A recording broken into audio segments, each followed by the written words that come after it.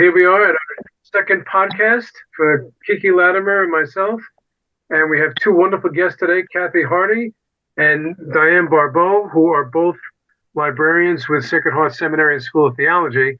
But I'd like each of them to introduce themselves and just give a little background on what they do here at the school. So, Kathy, we'll start with you. Hi, I'm Harty. I'm the Research and Technology Librarian at Sacred Heart. I've been there for quite a while, and it's a wonderful place as far as I'm concerned. So thank you for having me on today. Appreciate it. My name is Dyan Barbeau. Oh, sorry.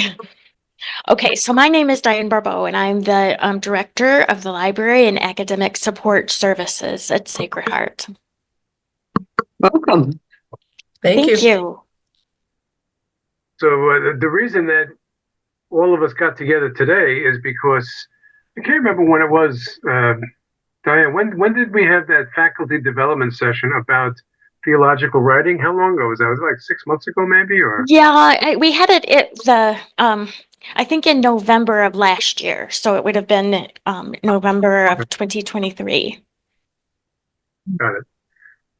It just piqued my interest at the time because everything that you and Kathy were talking about with theological writing compared to what Kiki and I do in terms of writing for homilies, there just seem to be so many similarities and yet differences as well. But it kind of set the scene for us working on an article together, which hopefully will come out soon, that Sebastian will have the seminary journal, and also for this particular show, because really for this teaching homiletics, via the podcast, it's important that most of our listeners are people who are involved in seminary education. And these guys write a lot of papers. They write a lot of papers. And as they get up into third or fourth configuration in terms of their education, they're writing a lot of homilies as well. So I thought maybe we could just start off with Kiki. Kiki, if you could just give us your take on what is a homily or what is a homily not. Oh, goodness. Well, I mean, to start off with, my book is called Home for the Homily. And so to begin with, the homily is part of the Mass. And I think that's, one of the most important things to keep in mind. And a homily differs from a sermon. A sermon is, the principal part of a Protestant service, a Protestant Sunday service. But obviously they don't have the Eucharist. And so a sermon is the highlight. The sermon is the main point, and a sermon can kind of go on and on. It could follow the readings for the day, but it doesn't necessarily have to. It's in a sense, a sermon is more of a free for all. The priest or the deacon or the pastor can kind of decide what he wants to speak about. But in the Catholic Mass, the homily, I say the first home for the homily is the Mass. The homily has to fit into the Mass, has to be connected at least to one of the readings for the day. And so the homily has guidelines, and it can't take over the Mass. It's part of the liturgy of the Word, but it's also a bridge between the liturgy of the Word and the Eucharist. And it has to inform, it has to, do inspiration, formation. There's so much that has to be packed into a homily, and hopefully in a relatively short period of time. And so one of the things we want to really focus on today is the language of the homily, because, our seminarians are used to, high theological language that they've been, using in their papers. And now they have to switch from, while keeping high theological understanding and language in their own mind, they now have to transform that into language for the laity and inspiration for the laity. And so words like eschatological, and sometimes even a word like covenant. I always say if the priest uses the term covenant, and it's just not an everyday language word, I'll turn to the kids in the pew with me, grandkids or kids, and I'll whisper, "Do you know what a covenant is?" And they're like, "No." Like a promise. Oh, okay. And it's not that high language can't be used, but it has to be used with discretion. It has to be used, it has to be explained. You know, you can use the word covenant, but for a lot of people, you have to say it's a special kind of promise, because we use the word promise in everyday language, but we don't use covenant. But there's such I think for seminarians, and our even including our permanent deacons as well, there's a transition that has to happen from studies and theological papers to the pulpit. And sometimes it's not an easy transition because we get used to the language of the seminary. Right, Yeah. right. Yeah. I think also the language in a homily is more, in a sense, persuasive, where the language in an academic paper is much more scholarly. And so there's a difference there as well, that because an academic paper is written more for information rather than for persuasion or convincing an audience. And so that is another difference, I think, in the language. You also have the ability, I mean, you know, a paper is the written word, you know, so if I read a paragraph that someone has written and I don't understand it, I can reread it and reread it till I get it, you know? Right, But with right. homily, you got like one shot. You're going to hear it once, and you're going to hear it once with a million distractions. You know, the woman in front of you is dressed inappropriately. The kid behind you is jumping around. Somebody's, you know, chomping on a piece of candy over here. You know, there's just when you're at Mass, there's just a million things that are like, you're thinking about your grocery list and what you're going to do after Mass, the fight you had before Mass. And in the middle of all of this commotion, you're listening to the homily. And you can't sort of raise your hand and go, excuse me, could you repeat that paragraph? I didn't quite get it, you know. But that being said, you know, in terms of, you know, homiletical discourse, really, you have the opportunity for restatement and restructuring a particular statement. So, whereas you can go back and look at a, you know, page 17 or whatever, that's great, and read until you get it. In the homily, sometimes it's necessary to have that restatement and you know, maybe a re-explanation of what it is a couple of times throughout the homily, just so that people understand, because realistically, like you say, somebody is going to get distracted from something along the ways. And it's kind of like when you're watching TV and you go, oh, what did he say? You know, I've been down to get a bag of potato chips or whatever, and you didn't hear something. So the homily, often enough, whereas it might not come up in the written word, in the oral word, it's going to come up over and over again, that whatever that main theological statement, main point might be, we might repeat it several times in the course of the homily so that people will remember what that is. So that's some of the differences. I was just going to say, the importance of keeping it simple, because I think when you come out of seminary, I certainly know just myself coming out of, you know, getting my degree in moral theology, there was just this desire whenever I speak to just pour everything I learned in 4 years into every talk I give. And, you know, we so desire to pass on knowledge that we have to others, wisdom that we've gained. But people are in reality taking things in small bits and pieces and baby steps. And so sort of like holding ourselves back, and especially in homily, I call it the one egg homily, to offer that one precious egg that someone can bring home and be nourished with, rather than throwing a whole dozen eggs at somebody and hoping that they catch some of them. Yeah, it's such an important thing to realize that you can't pour everything you've learned into every homily. You have to pace yourself. If I could for a moment, one of the things I've noticed at Sacred Heart lately that the faculty have been doing the last few years is when even though they're assigning academic topics, I think of the Christology course, for example. The students have an option, or their main option, they can do something different if they really can't, is to write a paper, but it's supposed to be a catechetical talk to a group at a parish. So you have to use the concepts and the what you've learned from class, but you have to be able to translate it into something that, the mothers group or, the men's study session or, the senior citizens group can understand. And I've noticed more and more of those types of assignments for students. So they are getting still the high theology, but they're also learning to translate it into a everyday language as well. Mm-hmm. That's and wonderful. with that, we're having them do the option of giving a homily as opposed to the paper.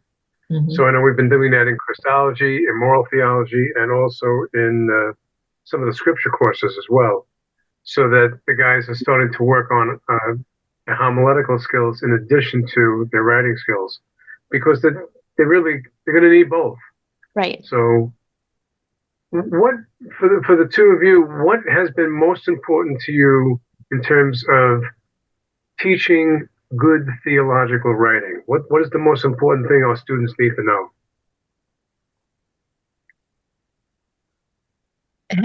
I would think having a logical flow to what they're saying. It's not enough to just, spout, do a brain dump onto the paper. This is all the stuff I know about Christology here. Figure it out. It's learning that there's an ebb and a flow and there's a bridge, and you can't just leap from one thing to another. You have to figure out a way to make things connect in some way or another. I think that's one thing. I think taking a little bit of a broader view, just the whole idea of writing as being a theological act, whether you're writing a homily or you're writing an academic paper, it's grounded in scripture, in theological tradition.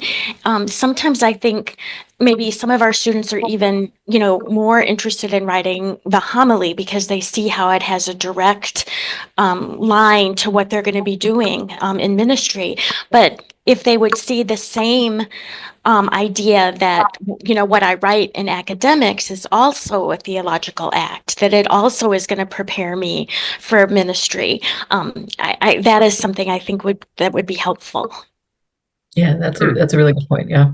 Theological reflection as a way of writing. Right, exactly. That whole sense of, all of this is part of my theology. So the reflection that goes into it, the prayer that goes into it, that can happen regardless of what kind of writing you're utilizing.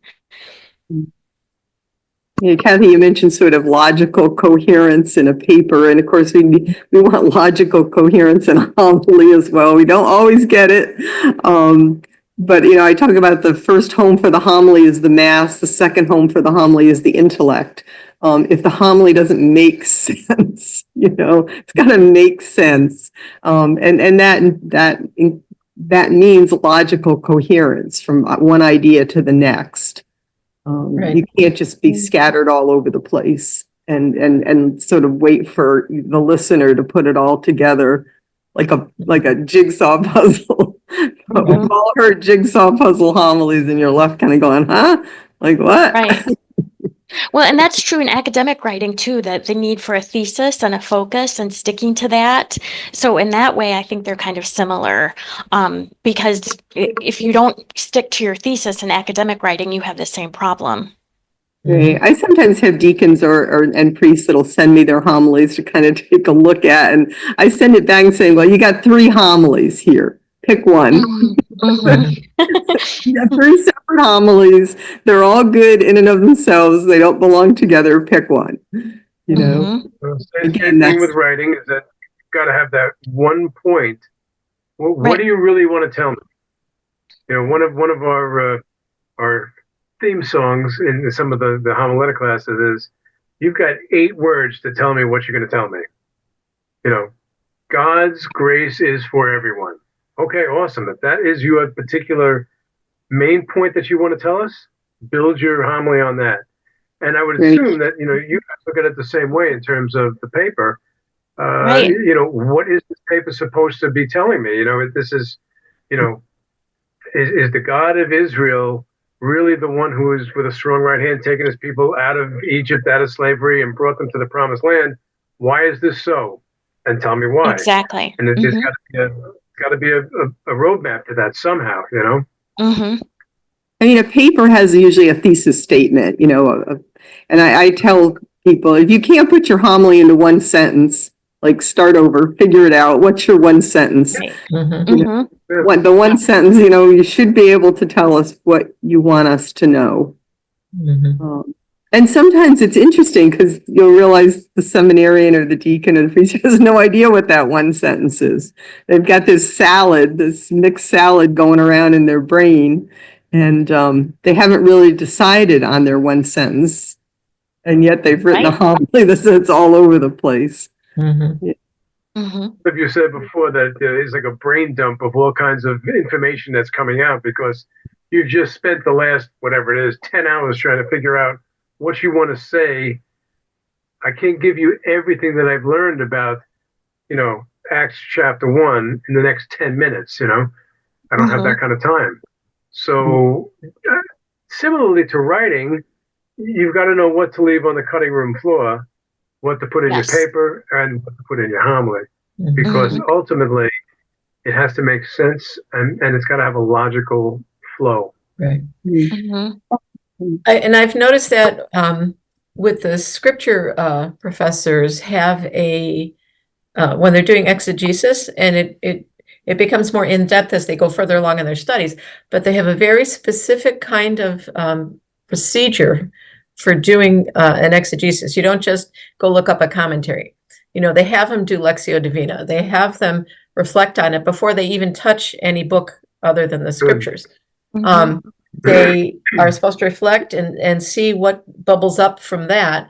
And then you go into the technical, let's go check the Greek and the Hebrew. Let's go look at, word studies, all the technical stuff.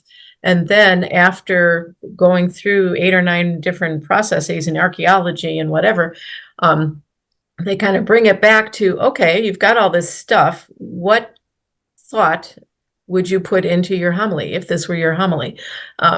Based on your Lectio Divina that you started at the beginning, that you may have had something that struck you. Is it still striking you? What do you do with that? And so I think that's been very helpful to get students to kind of think in a logical, ordered manner and to see the two halves of, as Dyan mentioned about sort of theological reflection in addition to the academic stuff. Mm-hmm. I And think also when go ahead. No, go ahead. Well, I was just going to say, when you think about like how we traditionally teach writing, one of the stages is brainstorming, and that's a very similar process to what they're going through with the exegesis. It's a different kind of brainstorming, but it is that same kind of written process. Mm-hmm. I think another huge difference between a theological paper, and a homily has got to do with time. So, I mean, you could write a theological paper, let's say, about Abraham and Isaac and the sacrifice that luckily didn't have to take place. And you can stay in that time period. You can go back to Genesis with Adam and Eve, and you can stay in that time period. But with homily, I call it bring it forward fast. Okay, that's nice that happened to Abraham and Isaac, but they're long dead. Or, okay, this happened to St. Paul and he fell off his horse, but he's long gone. Like, why does this matter to my life today? Right. And homily has got to make, it's being told to these people on this day at this point in salvation history, and people have come to be fed by the Eucharist and the liturgy of the word. And so does it make any sense to my life in 2025?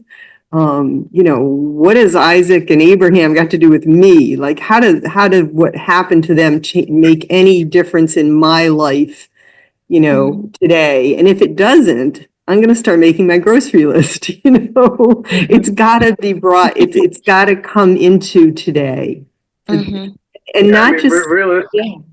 Okay, go ahead. No, go ahead.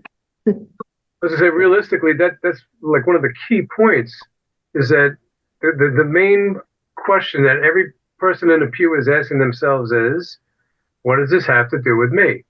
Right. Because like I'm a history guy. I love history. I love theology.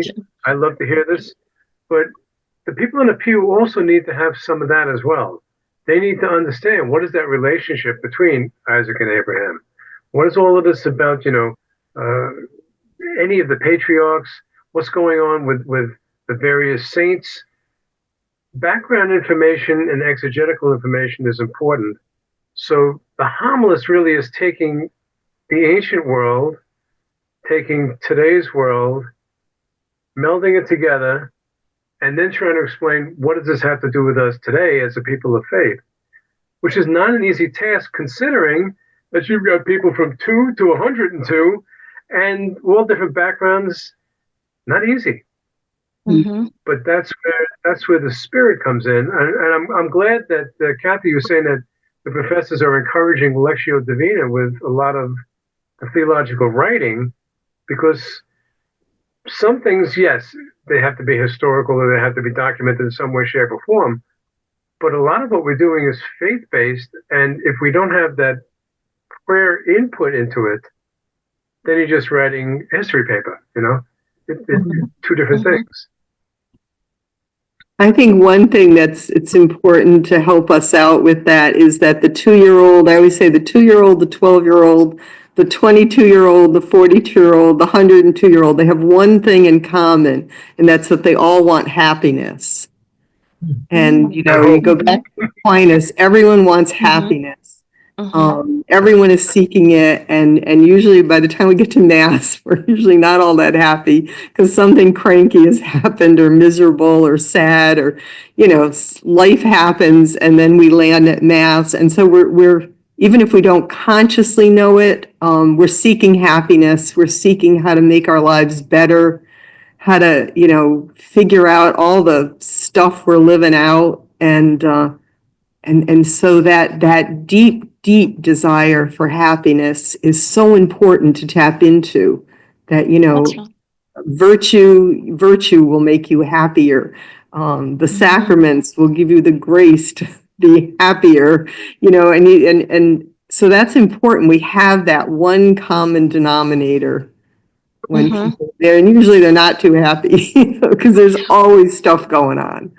Yeah. Well, that's important, I think, just thinking about the purpose of the homily. If the purpose is to reach that level of happiness, that's different than the purpose of a theological paper, where you're kind of analyzing. You're analyzing, or you're interpreting, and that's your purpose. That's what you're supposed to do. But with a homily, you're really, your purpose is to apply the Word of God, and to speak to those people in the pew. I think you can look at those theological papers that we have all worked so hard on as sort of like the fertilizer, Yeah. Yes. But homilies, and you can use that to really dig in deep into the ground of a homily, work it in, find ways to gently work it in. It's not that you throw it out, or that you forget about it, or you set it aside, but that you use it, and you use it with prudence and humility and gentleness, gentleness. And in your role as a preacher and a teacher, as opposed to a student or a professor. So having that role in mind, that they're really shepherds, and using the word for that purpose, using the writing for that purpose. You said before something about the fact that there's a lot of persuasiveness in theological writing. There's a lot of persuasiveness in preaching as well, because realistically, in preaching, we are the ultimate persuasive speaker. We are asking people to continue to do something, to stop doing something, maybe to adopt a way of doing something, or to continue doing what they're doing. And in some way, shape, or form, you're encouraging people. Not every homily will have, a direct request to do something, but ultimately it's going to make you think. And I guess the similarity between theological writing and preaching is that both are causing our readers or listeners to come to some kind of conclusion as to what we're trying to share with them. And whether it's going to be something heavy-handed, whether it's a systematic theology paper or it's something talking about morality, let's say, in a homily. Both of them will have undertones of the church's teaching, scripture, tradition. All those things will come together to make this message something that will hopefully penetrate not only into the brain but into the heart. Mhm. It's interesting though, the homily, unlike the written paper, like I can pick up a written paper or I can pick up a book and I can read it and glean all kinds of wonderful stuff from it without ever knowing the author, without ever, but the homily has got a person up there. It's so personal that you're not going to get away with, leading a bad life, or a bad person might write a good book. But when it comes to homily, like everything about your person is being analyzed. Your body language is being analyzed, the look on your face. Abraham Lincoln, there was a wonderful story about Abraham Lincoln walking with a friend, and another friend, a gentleman, was walking towards them. And as they passed each other, Abraham Lincoln turned to his friend and he said, "I don't like that man's face." And his friend said, "Well, that's a terrible thing to say. A man can't help what his face looks like." And Abraham Lincoln responded, "Oh no, by the time a man is 40 years old, he's responsible for his face." Huh. And I think that story is in my book. I can't remember, but it's important. That's the thing with homily. It's so personal that as you walk up, even before you speak, you're responsible for your face, your body. Whereas the written paper, you could have a bad face and get away with it, at least for a while.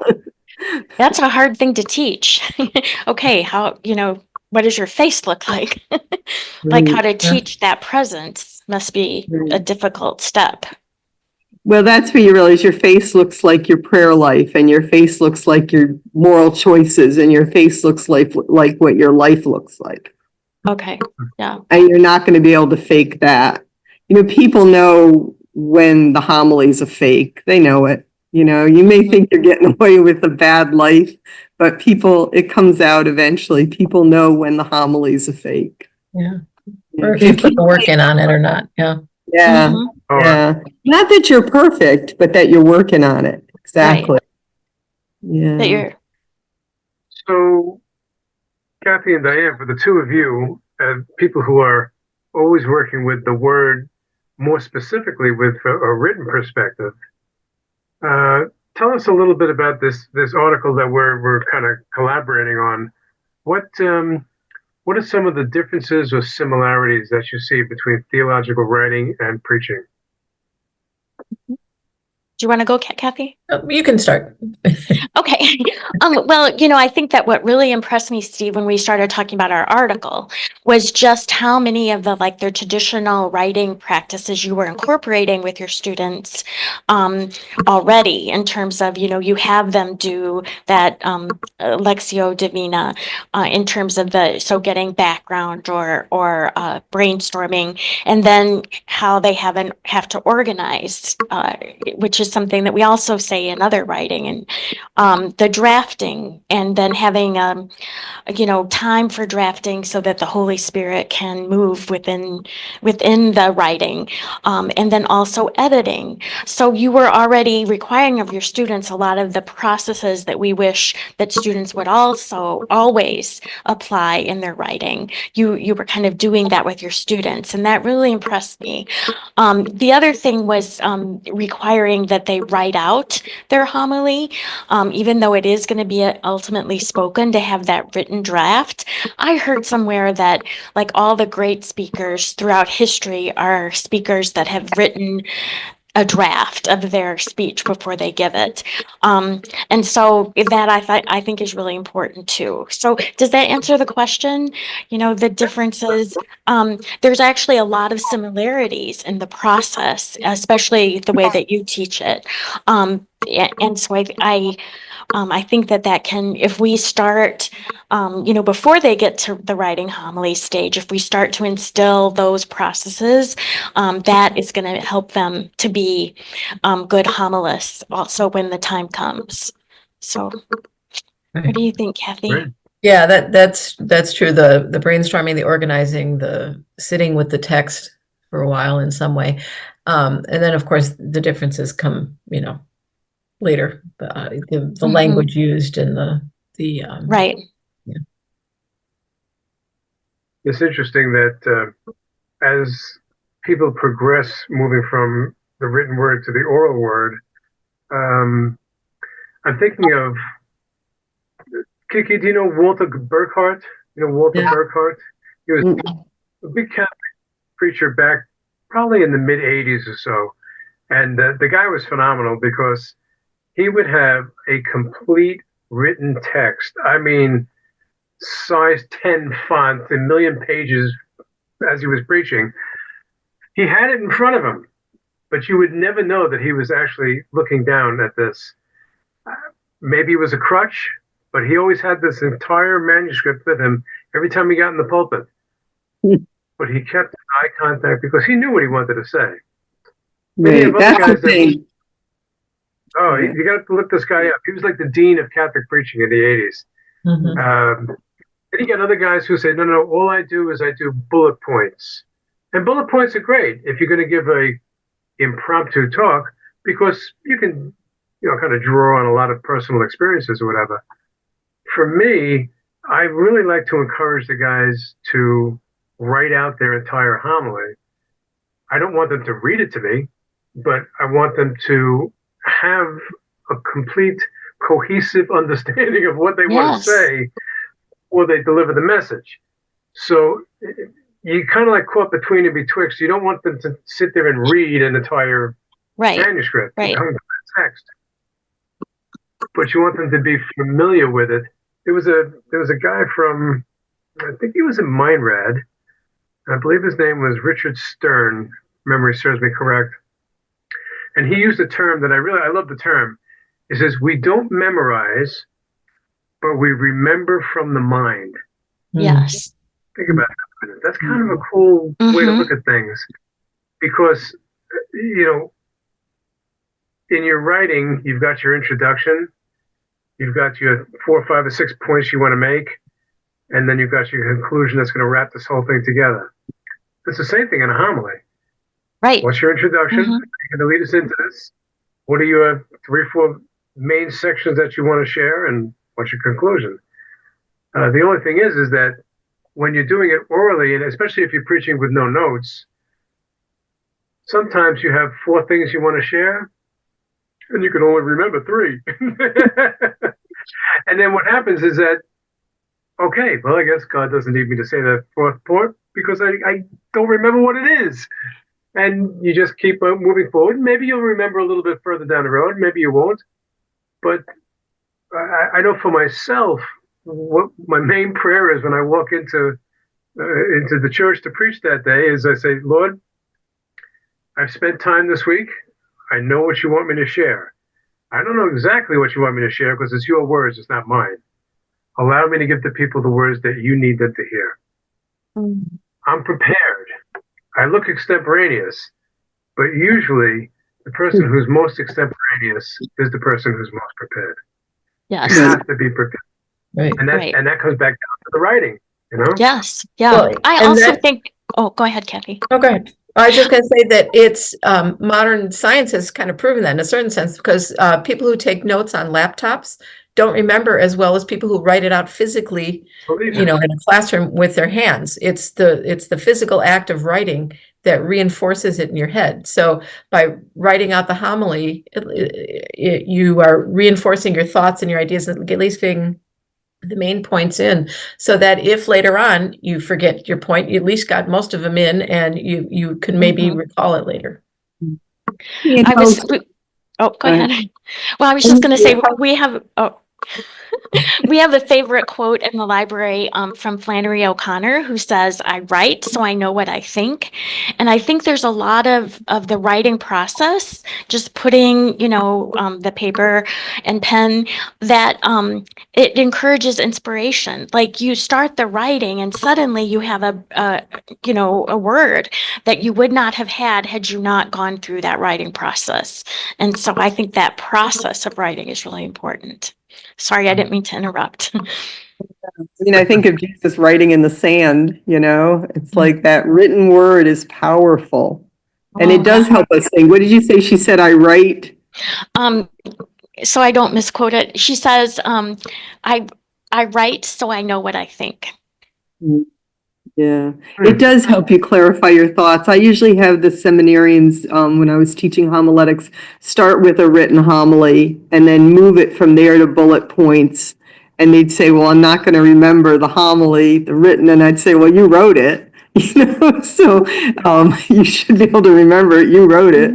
And they find they do. But going back to something Deacon Steve said about the gentleman who would have all those notes in front of him, but it didn't look as if he was reading his homily. You mentioned he knew what he wanted to say.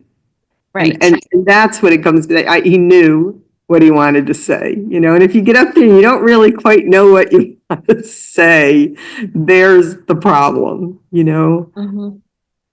But there's also that extra step that goes beyond the writing, because the writing is, drafting, redrafting until you get your final copy. But for the homily, you got one more step, and that is practicing delivering it. And it's just that one extra step that if you when I finish writing my homily for the weekend, I then read it, maybe 3 times.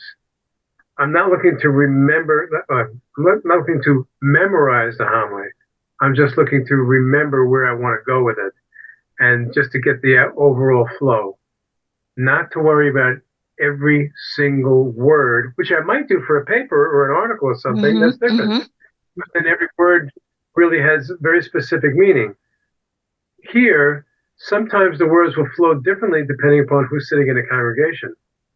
And, as we get to something like, let's say like Good Friday, one of the students asked me yesterday, said, Deacon, what's your favorite day of Holy Week? And I said, oh, absolutely, Good Friday. And I said, why Good Friday? I said, because as I stand there holding the cross, as people come up to venerate the cross, I know who you are. I know that you just had a death in the family. I know you're dealing with substance abuse. I know that you have some difficulty with, one of your kids or whatever, your relationship. So what you're bringing to the cross because of our conversations, I understand. That's a very meaningful moment right there. And in some ways, for a preacher, you need to understand where people are at in your parish and in your community, because you have to know what they're feeling and what's most important to them at any given point in time. So it's really a balancing act between understanding the theology, understanding the scripture background, and understanding your community, and then kind of somehow melding it all together for this message on Sunday. There's a deep intimacy to homily. Yeah. Deep intimacy that a paper doesn't have usually. Some books have it, T.S. Eliot, Thomas Merton will find that deep intimacy, but homily, if it doesn't at least at some point touch on a deep intimacy, it's not going to get taken home, which is, why I call my book Home for the Homily. Eventually it's got to, if it doesn't get taken home, then it's the homeless homily. It's just it's just words that got floated out into space, but it has to be taken. We have to be able to, that intimacy has to be there. You have to find your way into my heart, and then I have to get it all the way home into my life, and it has to make, otherwise it doesn't make, if your homily doesn't make a difference, then why'd you bother, why'd you give it? So it has to touch my life. It has to touch our lives, and it has to touch the life of the homilist himself. I always say, if the homily doesn't change your life, how's it going to change anybody else's? So there's got to be that deep meaning and intimacy to homily. And that means vulnerability. And nobody likes to be vulnerable. I think it was Maya Angelou, I believe it's attributed to her. She said something to the effect of, people might not always remember what you said, but they will remember how you made them feel. Oh, And wow. that's very true, especially like in a funeral homily, maybe a wedding homily, something like that. People will. You're still talking about the covenant of marriage and living that sacrament. People will feel that. You talk about the hope in the resurrection and the hope of seeing Jesus Christ. People remember that in a homily, especially at a funeral. So I agree 100%, Kiki, with your understanding of intimacy in the homily. But I would say, Kathy, you could be kind of intimate in any kind of writing, right? Oh, yeah. Especially it kind of varies, I guess, with the topic, of course. But if you haven't put the thought into it, it's going to be pretty obvious that you're not internalizing it, that you're just kind of spouting things you've read. And I think that you won't write as well. Mhm.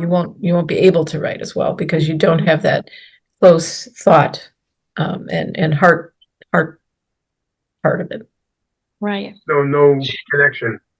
Right. Mhm. Mhm. You're still writing for a community. It's a different community. It's, your professors, other scholars, or your fellow students, but it's still a community. And so I think that there is, not the level of intimacy, but definitely your writing is part of a communal kind of experience. Absolutely. It reminds me a little bit, I keep talking about the different assignments the students have, but it's just so interesting how faculty are doing different things. For one of the courses, a student has to write, they have to do the research on a particular saint, but they pick a saint living in a certain time period. And then they have to write a letter to the editor of their small town newspaper explaining why this particular saint still has relevance for today, or why this should be a model of behavior in some way. So it's going beyond sort of a simple hagiographic devotional thing for people who may not be, who are not Catholic, or who don't understand saints, or who don't, it's like, well, what are you writing this for, kind of thing. So you have to have the interiority, I guess, of that person about, and that they're not just somebody picture on a holy card somewhere, or a statue in a church, but that they are a living, breathing human being even today. And so this is why this is a cool person that you should get to know, kind of thing. So you can't do that if you don't have a relationship with that topic person. Right, exactly. And, those are the kinds of assignments then that help, I think, transfer theological writing in seminary to the homily, because they're thinking about audience. They're having to think about, okay, who's my audience? What is the tone that I'm going to use? What's the purpose of this?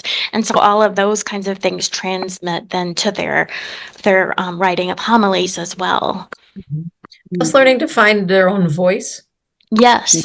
Yes. Even though they might be writing a systematics paper or a Christology or whatever, or philosophy paper, they need to find their voice to express it. Yes, So that helps absolutely. with good practice.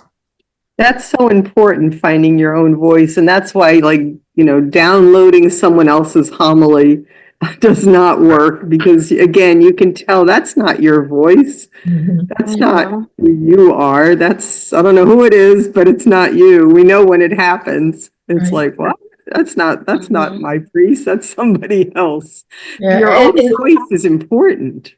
Right. And Absolutely. we've had students who, when English is not their first language, struggle with that a little bit more because they're still learning to express themselves. And so they might use something like Grammarly to help make sure their grammar is good, because they don't want to be seen as, ignorant or something. But we try to teach them, it's okay if the English isn't perfect. We want to hear you. You are the person we want to hear from. And yes, you can help with we understand that you don't want to come across as, not as being ignorant or as being less than, but it's okay. And again, it speaks to that vulnerability. It speaks to the being able to put yourself there, but we want to hear you. So. Mhm. I've spoken a lot to my seminarians, my foreign seminarians, about the importance of like, put some of your own language in. Like, it's great that you're learning English and we want the homily to be in English, but please, like, spice it up with some of your own language, use the word house and casa and, sing us a line of a song, from your home worship. And it's beautiful when they do that, and it touches our hearts because it really comes, deeply from their heart and their personal worship experience growing up. I've had a seminarian like from Vietnam suddenly, break into a small piece of song from his childhood CCD class, in Vietnamese or in French or Spanish, and it's so incredibly beautiful. And then you hear their voice, and then you hear their deeper voice in their own language. And we don't necessarily need it translated, even. We don't need to say this means this in Vietnamese. Just say it, say the English. It's like a treasure that we love. Yeah, it's beautiful. Even the experiences themselves of what they've gone through in their own village or city, wherever it might be from. I had a student not that long ago, he was talking about something that happened to him in Indonesia. And it was wonderful because he got a flavor of what his life was like in Indonesia before he came to the States. I don't need him to tell me what it would be like growing up in, Gary, Indiana or something, because he doesn't know that. He knows about growing up in Indonesia, which is great. That's his life or whatever. So wherever we can take some of our lived experience and bring that into our homilies and our writing for that matter, it's going to enhance, whatever message we're trying to share with somebody. And somebody who's growing up in the Midwest will write perhaps a little differently than somebody on the West Coast or from the East Coast. Different experiences, different life cycles. I was talking to somebody yesterday, a visiting vocation director, and I said, have you ever seen the Pacific or the Atlantic Ocean? And he said, no, I'm from Texas. He goes, I've seen a lot of lakes. But trying to explain to him the smell of the salt air. And, I know he can't quite understand that, but one day he will. He will visit one or the other, and it's going to make a difference to him at that point in time. It's kind of like in preaching. You can preach at a funeral and you can preach about death. But I became a much better preacher about death after my father died because then I understood. Because now the death was here. It wasn't just a construct. It wasn't just a concept.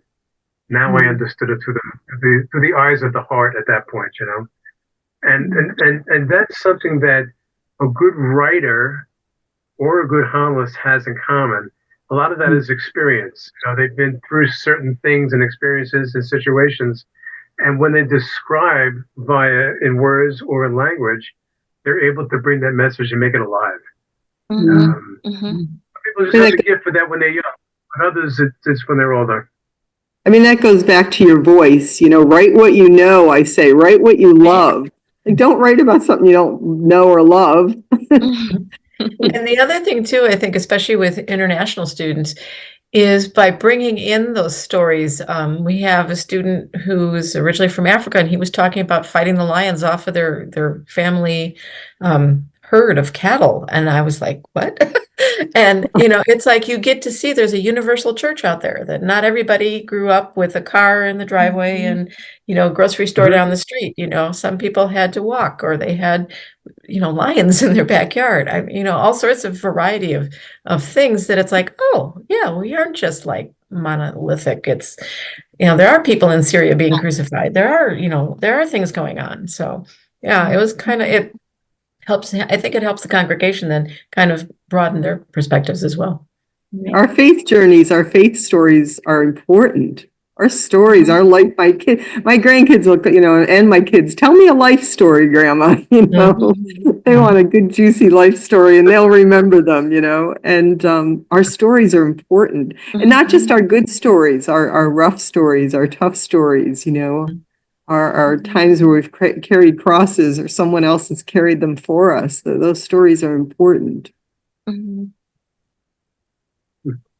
as you're talking about the homily, there is just this element of creativity that goes into it, I think more so than an academic paper. I guess my question would be, how do you teach that creativity? Like, how do you get your students to get in touch with that more storytelling or creative style? I sometimes share, I've written several children's books, and a lot of times people will say to me, how long does it take you to write a 20, 30 page children's book? And I say, 50 years. Like your whole life goes into it. You may write the actual words down in, several months, but, 50, 60 years goes into it because every part of your life goes into a homily and into a story. So you're digging creatively into how do I put together different bits and pieces of my life. But also, I think really encouraging our seminarians to, be familiar with music and artwork and the cultural framework that we're in. You can't just be blind to the culture. Dig into Shakespeare and poets that you love, and if you can't get to Europe and see some of the artwork at the Uffizi or somewhere, then get a book that has it, and find something that speaks to your heart that you love, and think how it connects to this scripture reading today. That beautiful painting by, who is it, of the prodigal son coming home, Rembrandt. Yeah, I mean, just, if that speaks to your heart, then bring it into your homily. Like, bring the creative stuff that you love. Maybe it's nature, maybe it's being at the ocean, maybe it's that walk in the forest or that night in the desert under the stars when you were 14, or the time you got lost in the woods. Like, bringing those moments, finding ways to creatively bring those moments into your homily, because they're images that speak to the heart. And if they spoke to your heart, well, they'll probably speak to our heart as well. Some of those images are all around us. I say to the guys all the time that your homily is literally all around you. The other day, I'm sitting in the parking lot. We're just getting ready to go to the grocery store. And I was talking to my wife, and we were talking back and forth. And I said, well, the answer is right in front of us. And there's a car, the license plate said, Juspray. Just pray. That was the answer. That was exactly what we were talking about. Something simple like that. Or, you'll drive down the road and you see, an older couple, in their 70s, ready, walking down the road holding hands together. And just the very simple image, or a parent holding a little girl's hand crossing the street. And sometimes just that little tiny image will move you towards where you're going in your homily that particular week. It's, when I get done with this taping right here, I hope to finish my Palm Sunday homily, which, and Kiki, you would understand this, of course, long gospel, short homily. So where do I really want to go with this, And my thoughts are the fact that there's two different crowds welcoming Jesus. And you've got the first, the procession gospel, the first crowd welcoming with the hosannas and the palm branches, and the next crowd that's screaming, crucify him, crucify him. And each of us belong to both of those crowds. And I'm not positive where I'm going with it yet, but it's kind of germinating in my mind right now. But it takes time, whether you're preaching or writing, to sit and think. Because you can't just write it out. You're not just going to sit down and type out a 20-page paper. It's not going to happen. Right. You're not going to sit down and bang out, a homily in 10 minutes. You've got to give it time. Now, there's sometimes that, you, for whatever reason, you could just get down and get on your computer and you're just banging out a 10-page paper because you know exactly where you want to go. But most time it takes a little bit of time. Same thing with a homily. That's beautiful. Yeah. And when you were talking, Kiki, about artwork and bringing in nature and whatever, I was thinking about the new PPF6 and how the stuff that's in like the propedeutic stage and the discipleship stage, like we have a Catholic studies thing, and that I think it'll be interesting to see a few years down the road how the students who started out now with this first few years of this in their studies, how that will influence like their writing or their speaking, because they're doing, Catholic literature and the Catholic tradition and artwork and visiting historic things and, sort of reclaiming the tradition in some ways, but even just the artistic traditions. And, guy coming in from engineering probably hasn't had a whole lot of chance to, to look at Monet or, read T.S. Eliot or Hopkins or something. So it'll be interesting to see how that will affect people's writing and speaking down the road. Mm-hmm. I think it will affect it for the good. I think you'll find a much more holistic view of human nature. I mean, we're artistic people. All of this artwork was created by human beings, not nature, but, art, music. Bishop Barron is forever mentioning, the music of the 60s, he digs into those things, and it's awesome. I mean, we need to be aware of the cultural music, the historical stuff. It's all important. And it changes your brain, because I mean, language is, the left side of the brain, but artwork and all of that is the right side. And you don't want to be writing your homily with just one side of your brain. So getting out into nature and if, like I said, if you can't get to the museums, go to the library. There's books, look at stuff and finding what touches your heart, so that you can touch the heart of other people. Mm-hmm. I think too, if they're encouraged to reflect in writing on some of those experiences after they've happened, that's going to help them down the road when they need to integrate those things into a homily. Just getting more practice in writing, any kind of writing, I think really helps you become a better writer. Yeah. So to kind of conclude this whole segment here today, are there any specific things that Kathy and Diane, anything that you would say would be very specific for writing that we really don't get into in homiletics, or would you say that we're pretty much a good crossover? Well, I think one thing where they kind of tend to split a little bit is in terms of word choices. You can be like Kiki mentioned earlier, you can go back and reread a paragraph 2 or 3 times to get the hang of it. You can look up, word hippo and find different ways to say Christology or something, you know what I mean? But in a homily, you have to be much different, not much different, but somewhat different in your choices of words and how you say things. You in some ways, you don't have as much freedom. I don't know. It kind of varies, I think, because you are trying to get a message across, and you do have that repetitive necessity so that you get your point across. You may not be able to pick as many of a variety of words because you want to get that point across. Whereas in an academic setting, or an academic paper, you can do. You can use a little bit wider variety of words because you're tying it together with the rest of the paper, and that people can go back and reread. So I think that might be one thing that's different, the word choices. I think the academic paper is so much more, it's based on research and studying, and you're almost analyzing other voices. And then, there is a certain part where you have a point of view, but it's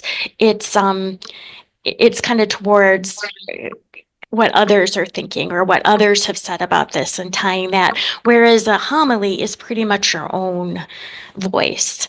And so I think that is another difference, that in an academic paper, it's almost easier because you can rely on what others have said. And then you can say, oh, I agree with what these other people have said.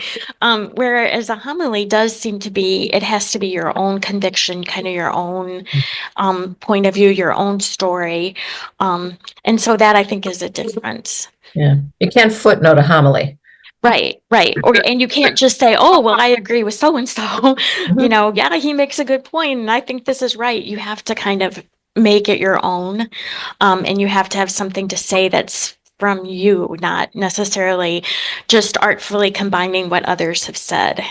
And that's often what a straight up paper, an academic paper is just kind of articulating, showing that you've done the research and then pointing out those voices versus having your own thing to say.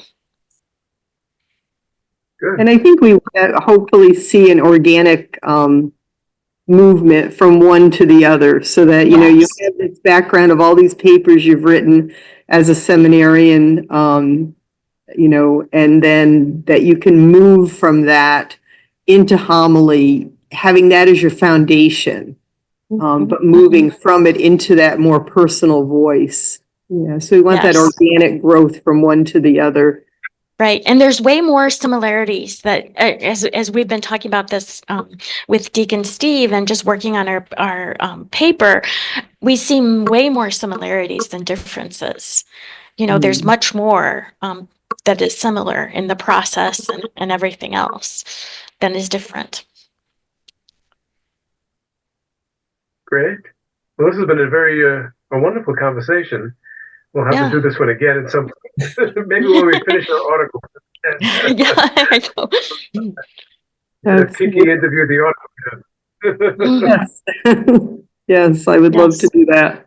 It's been delightful. Thank you for joining. It really has. Thank you so much. Thank you very much for having us. Enjoyed it. Appreciate it. Yeah. So when Sebastian gets the link up, I'll send it to you guys, so you'll have it and you'll be able to see it, and maybe we'll share it with the folks here at Sacred Heart as well. That they can see what we were working on this afternoon. And in the meantime, Kiki, have a great Holy Week. Thank you. You too. You all too. Kiki, I'm going to start following your podcast. The Catholic. What was it? Catholic Bookworm. Okay, I'm definitely going to look that up. Thank you. Thank you so much.